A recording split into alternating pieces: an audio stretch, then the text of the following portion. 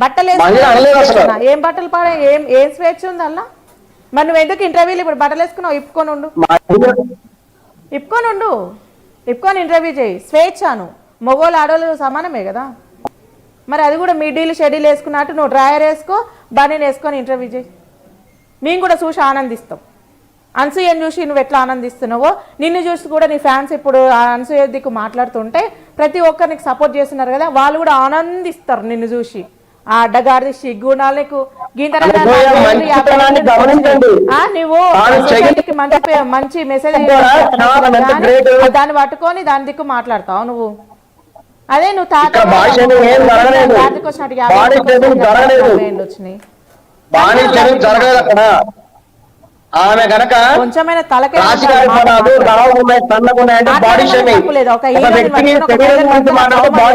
ఆమె చేసింది తప్పు అని మీరు చెప్పాలి. సన్నగున్నాడు, పొట్టిగా ఉన్నాడు, పొడుగ్గా నల్ల తెల్లగా ఉన్నాడంటే బాడీ షేమింగ్ లేకుండా ఫ్లెక్సీలు కట్టిస్తాడు. మాట్లాడిందంటే తప్పే లేదంట. ఈటలలో బయటికి వెళ్ళు, నీ నేరుగా తన్నిసి పెడతా.